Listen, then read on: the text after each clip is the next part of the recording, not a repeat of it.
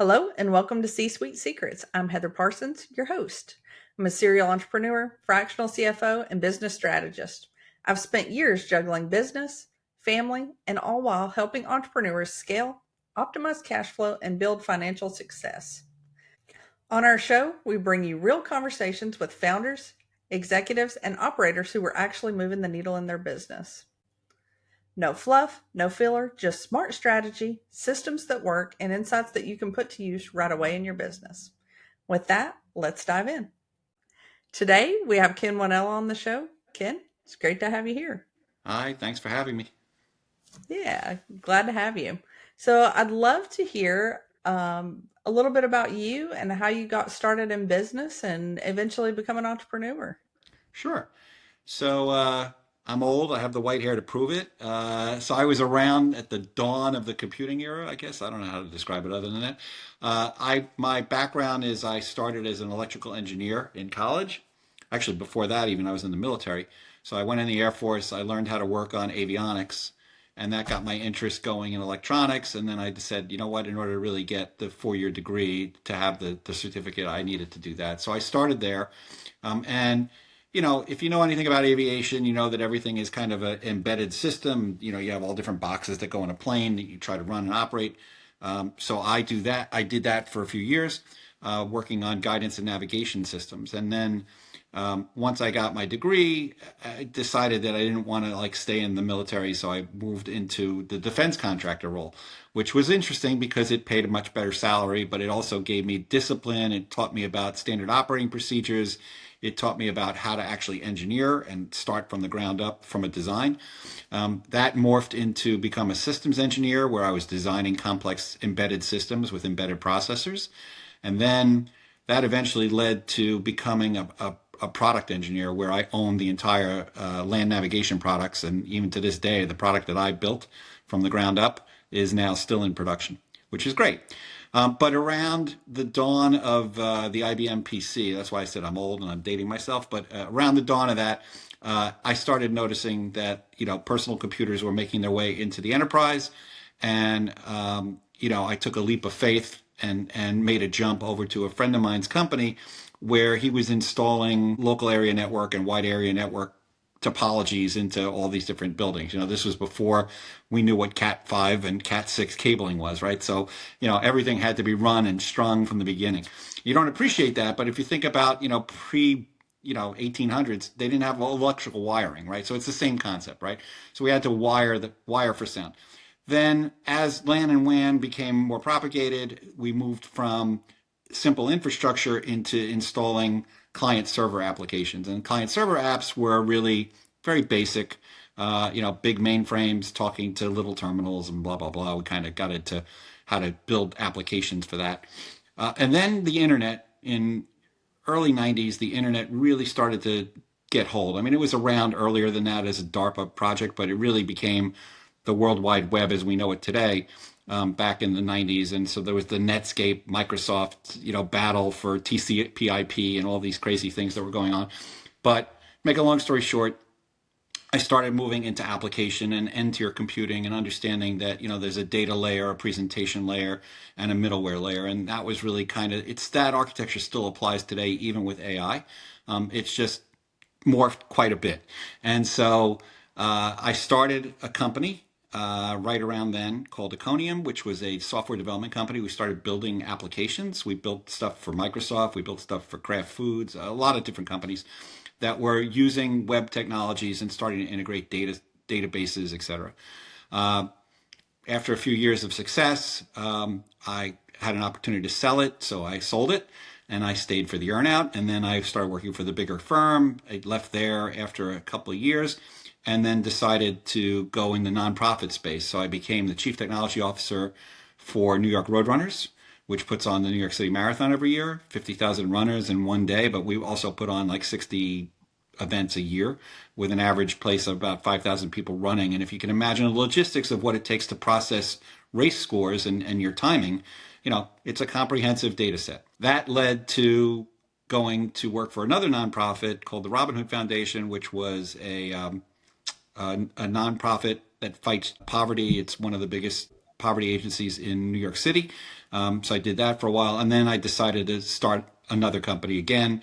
And so now I'm at Nexus Digital, and what we are is a consultancy that really focuses almost exclusively on helping C-level executives and companies leverage technology as a weapon. We look at it as though, you need this technology, doesn't really matter what industry it is, but we will come in agnostically and look at your stack, understand how you're doing things, and are there technology or tools available, which by default, and I know we started this and I'm giving a really long answer, so I apologize to the audience because I'm long-winded here, but that has now led into almost our exclusive work in artificial intelligence and understanding how to impact a company with AI and giving them a plan and a roadmap to achieve success with it. I love that. I appreciate the answer. Not long-winded at all. It sounds like you just have a lot of experience there. Yeah, So I'm spewing it, that's for sure. I love it. So, with all that experience and everything that you've been through at multiple companies, what are the top one or two things that you've done in your current business to kind of drive growth and success from an operations or finance perspective? So, operationally, surround yourself with highly competent people. You have to delegate when it makes sense to delegate. And more importantly, you want to make sure that the people that you are bringing on board have the same passion that you have. And I found that for me, I want the sparkle in their eyes. And what I mean by that is I want them to be innovative, and I want them to feel empowered to do whatever they need to do to achieve whatever business goals we might have. And that is the most important facet of growing our business is making sure that we're authentic, right? So we really want to make sure that we are authentic to folks. We want to make sure that we have all the things in place from an operational standard procedures. We want to make sure we have systems and tools to help them. But I just grease the skids. They are the stars, and so that's my secret to success. Is I succeed because they succeed, not the other way around. That's wonderful. I hear a lot of people talk about people first, but it sounds like that's not something that you all are just talking about. It's how you truly run the business and do things day to day. Yeah, I mean, I've had people, we've hired folks that have come in, and I basically said to them, my happiest day is the day you tell me you're resigning and going to another company, and you're starting your own because your vision is being achieved. Like, I only will feel that way if you come to me and say, yes, this is what I want to do, and it's different than what I'm currently doing. And so you have to follow what your individual goals are. I can't give you those. I can only help you achieve them. Absolutely. That's so true. And I think, one thing that you said there that I definitely want to call attention to, just in case somebody is still working their 9 to 5, it's that conversation that I think is so crucial. Leaving where I was working at before and starting my own business, those conversations were a huge part of that, and then Yeah, it keeps that pathway open, for other consulting work or things in the future, because I find that it's just a small world. it is. It is. And you want to be in a position where you can look up, like I have people that have worked for me, 30 years ago that still stay in touch with me because they're doing something completely different.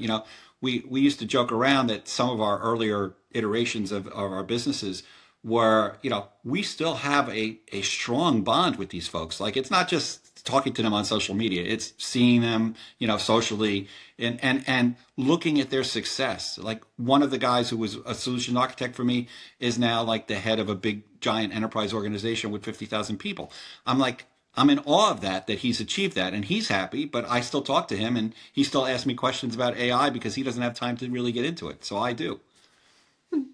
That's the goal right there. Yeah, exactly. Yeah. Real, genuine, long-term relationships. Yes. You know, and one other thing that you'd mentioned about using technology as a weapon, I love that. So for folks who are maybe a little bit smaller with their business or just getting started, how can they evaluate some of these tools and figure out what they really need in their business? And how are you helping leaders do that today? So that's exactly what I've been doing for the past 18 months, I would say, is that mostly playing in the mid-sized space because these are businesses that have been established. They have revenues of anywhere from 50 million up. And so they have it started with what I would call the startup or entrepreneurial architecture. So, what can we do and how cheaply can we get it done? It's good enough, right? Versus Yep. perfection that you would get at an enterprise level is, okay, I've spec'd it out. It's a 3-year deployment. Let's get this done, right?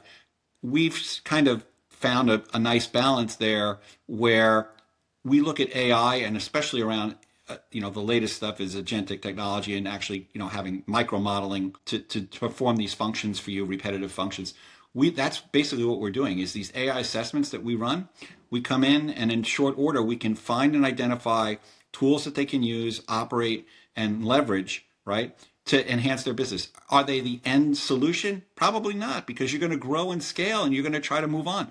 You know, a typical example without naming names, but if I have a customer relationship management that sounds like Schmalesforce, it could be an expensive investment to roll that out and deploy it, right? Versus other tools that are out there that may be more cost effective for a short term solution. Will it hit scale? Absolutely. But if you know that in advance, you can make a 3 to 5 year decision.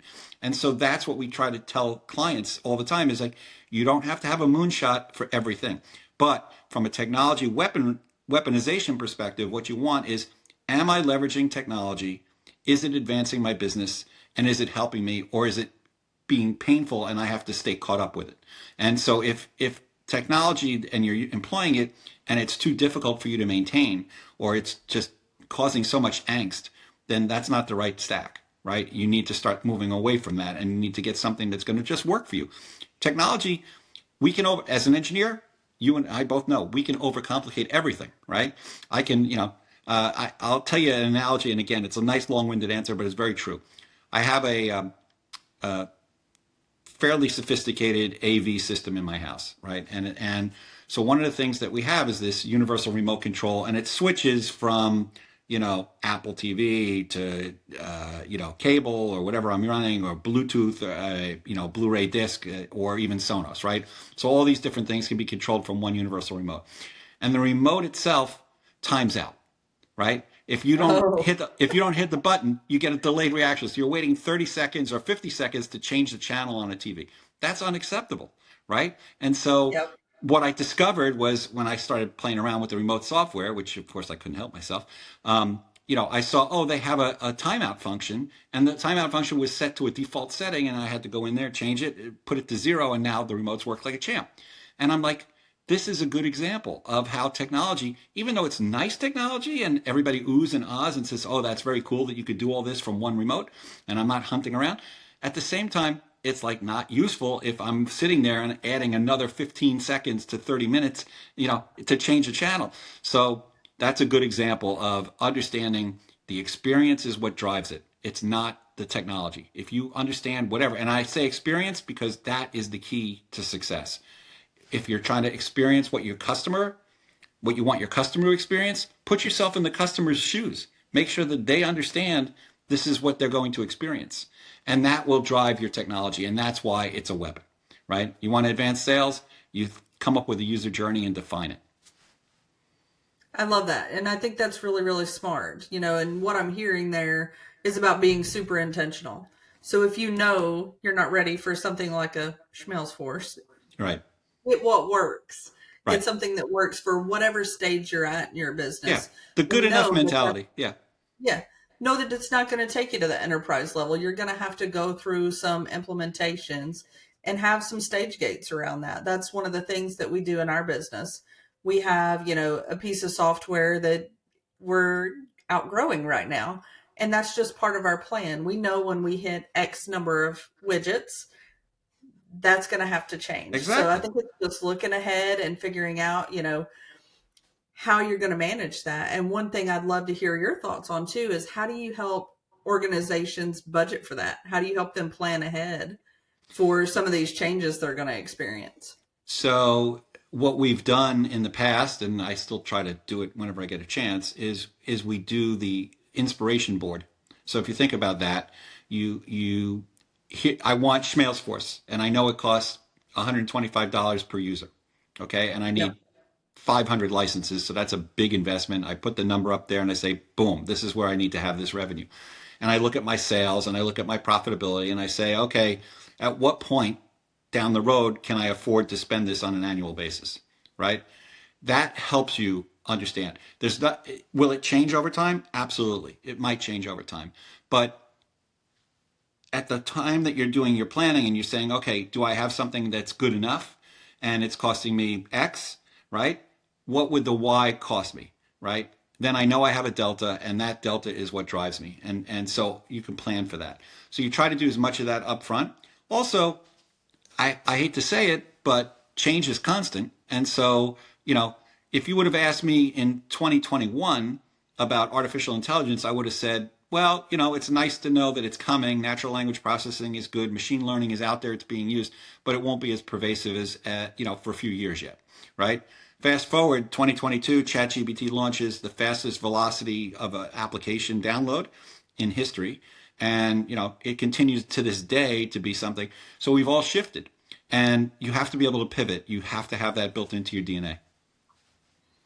That's a really good point. And thinking about that evolution, folks who are maybe not on the front end of that, how can they stay caught up or get caught up and remain relevant? Well, shameless plug is to call us, but the reality is there is a wealth of information out there today about using AI. Microsoft just released a basic training course in AI. Course Code Academy has it. Coursera has it. If you're want to get started on your own and learn it, prompt engineering and learning how to talk to these AIs is an equal talent that's required. I think I would advise any client today is like, look, if you don't think AI belongs in your company, that's fine, but you're going to be out of business in a few years. And it doesn't mean that I want to sound draconian. But really, I tell people all the time, AI is not going to replace you, but a person who knows AI will. And that's a significant difference in how you speak to someone, right? So if you don't know AI, you're going to be replaced. But if you know AI, you're okay. And yes, your roles may change. And I think, the people that are threatened today or under potential threat, anyone in customer service, anyone in retail, and you're already starting to see automation propagate itself. Go to a supermarket today and, 50% of the checkout lines now are automated self-service, right? And how upset do you get when you scan something and it's like, oh, I got to look up bananas. Why isn't the code here, right? And then you have to wait for somebody to come and manually let you get back in because your bananas didn't weigh the right amount. That's frustrating. AI can help with that, right? And it's coming. And so there's a lot of things there. Let's not forget the other. There's three disruptions that are coming over the next 10 to 15 years. I'm a futurist by hobby, I guess. The first is AI and artificial general intelligence, which is where it learns from itself, which is a little frightening, but it's not a sentient being. We're not talking about Terminator. We're talking about just a much more intelligent system that's able to learn and generate its own learnings from it, right? Then you have robotics and humanoid robots and the ability to actually take the place of manual labor. I'm already starting to see, if you look at the Tesla or the Boston Dynamics humanoid robots, they are already performing things like sheetrocking and carpentry and plumbing, right? So if you think about the construction business and what that means and what that entails for thousands of people that are working, like these things work 24 hours a day. They don't need anything, right? You don't have to feed them. So, Right. that's a significant change in the services economy. And then you start thinking about food service and you start thinking about meal prep and you start thinking about all these other things. That's coming as well, right? Now, in parallel with all that, so we talked about AI and AGI, and we talked about humanoid robots. The third tier that everybody's kind of forgotten about, but is still very relevant and is coming on again in 10 years. Before we all got enamored with AI, what were we all talking about? What was the buzzword du jour in 2021? I'll give you a hint.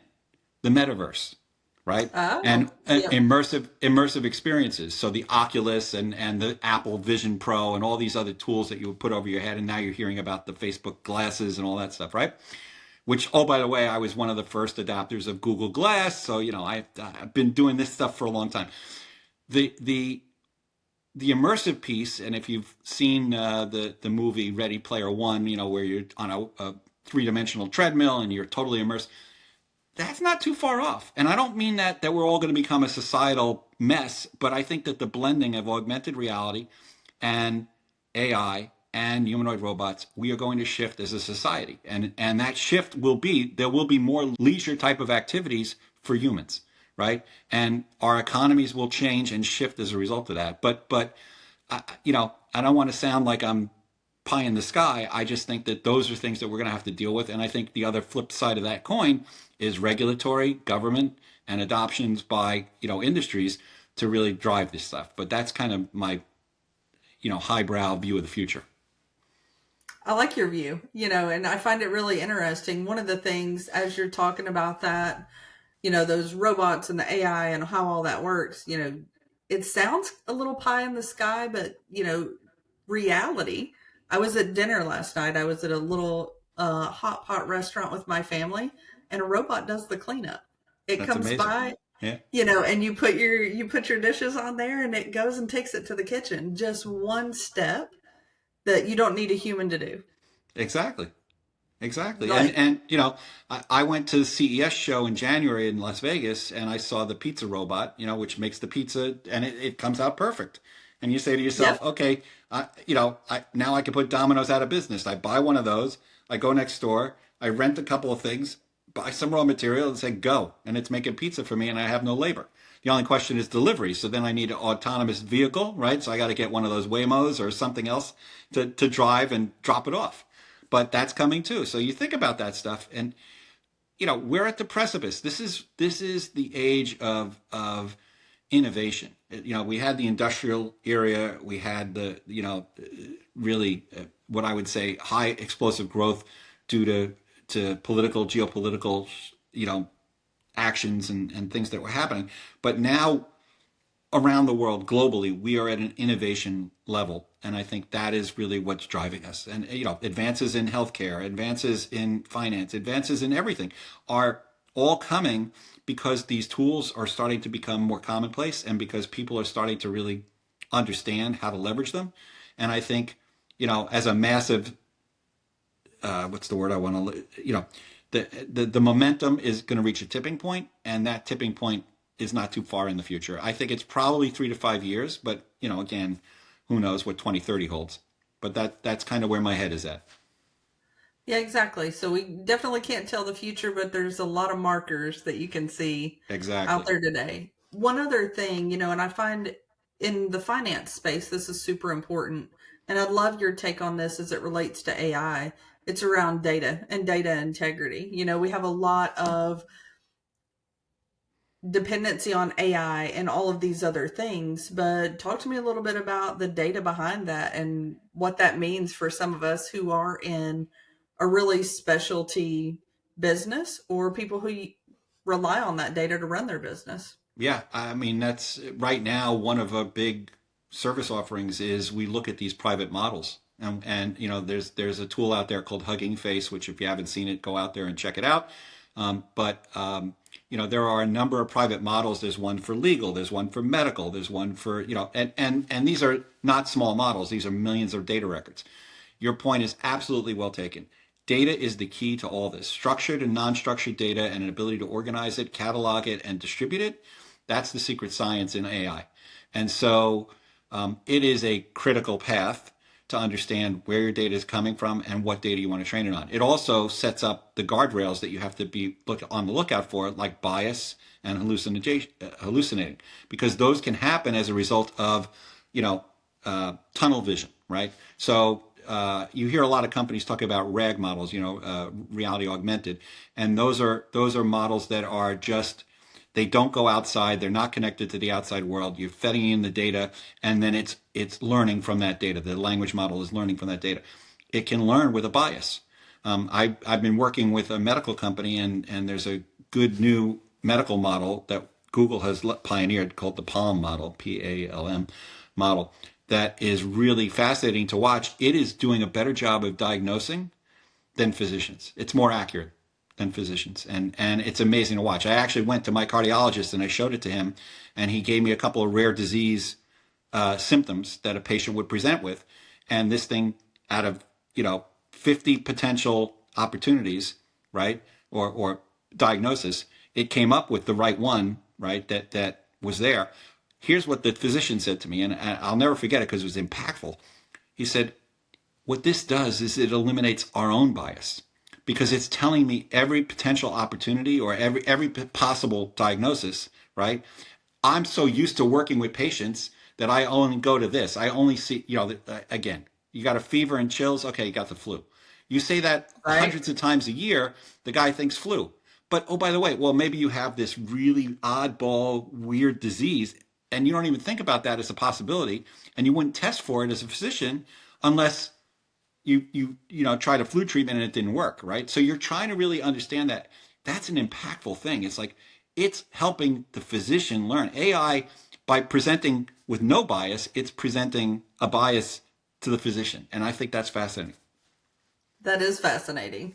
And as I think about that and going through with the medical processes and everything else, like we do have a limit as humans.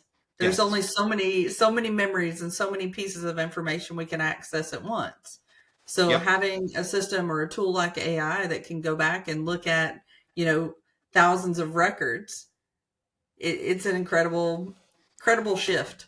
it is. And I kid everybody, and you don't haven't heard me speak in public, but one of my lectures that I used to give at some of the schools was everything I know I learned from Star Trek, right?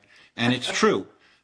Science fiction is the inspiration, but it's becoming reality. I mean, it really is. If you read any Robert Heinlein or if you read Asimov, right, and you now start seeing these humanoid robots, you start listening to artificial intelligence, and there are philosophical dialogues. These were written in the 50s and the 60s, and they're still relevant today because the subjects are there. I mean, Elon Musk created his XAI, but what is it called? Grok. Why? Because Robert Heinlein, Stranger in a Strange Land. I understand it. It's cute. It's very cheeky. But at the end of the day, it's true. Like life is imitating this art. And, the only thing that Star Trek hasn't produced yet that I really want are the food replicator, right? And the Yep. transporter. Beam me up. Like I'm ready to scramble my molecules. If it can get me from point A to point B without having to fly through Newark Airport, I'm happy, right? So think about that. Yes. That's the strange part, but it's very true that and I applaud the science fiction authors who actually have painted those visions for us that somehow gets instilled in some college kid or high school kid or any entrepreneur who's thinking about it, and all of a sudden it becomes reality. That's an amazing story. That is an amazing story. And it just goes to show that anything's possible. 10 Absolutely. years ago, I would have never thought of AI. Right. It's something that would have never came up for me, but now it's something I use every single day Me too. for loads of things. So it's incredible where new advancements in technology will take you. So Absolutely. one other question that I have for you is around what have you done operationally, like with technology or something else in your company over the last 12 months or so to really kind of improve operations or finance? Well, it depends on how you want to view it, but I think one of the things that we did was our communication and marketing efforts, were taking much longer to get creative content out the door. And we started to employ AI for just website, and creation of video and creation of, logos, et cetera. Not that we're creative agencies. I've got to give credit where creative agencies are. But for us, we were able to get a 5x ROI on anything we did around the marketing content generation. So operationally, I was able to take a team, and we had outsourced. We had a group that we had outsourced our marketing to. We let them run for a while, and then we pulled it back, and we just said, you know what, one of us can maintain this now because it's not taking full time. So Right. operationally, I was able to do that. And don't get me wrong, I hate using that as a negative because I don't want people to start thinking, oh my God, it's just about decreasing staff. It's not. But from a financial standpoint, I have better reporting. I have much more trend analysis in terms of how projects are doing, utilization rates, et cetera. So as a result of that, I can also anticipate what happens if I do that. I could do a lot more what if scenarios. What if I take, and again, I'm giving some insight into consulting, is you take a senior consultant and they're on a project and they have an hourly rate that's very high, but I can actually get that job done by, two junior guys for half the price.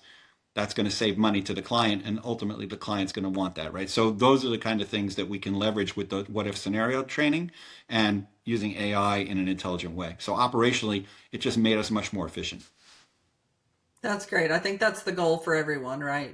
Yeah, Not to replace people because people will always have a place, but it's how do we work smarter, not harder, right. and I think Well, that's crucial as we yeah, go forward.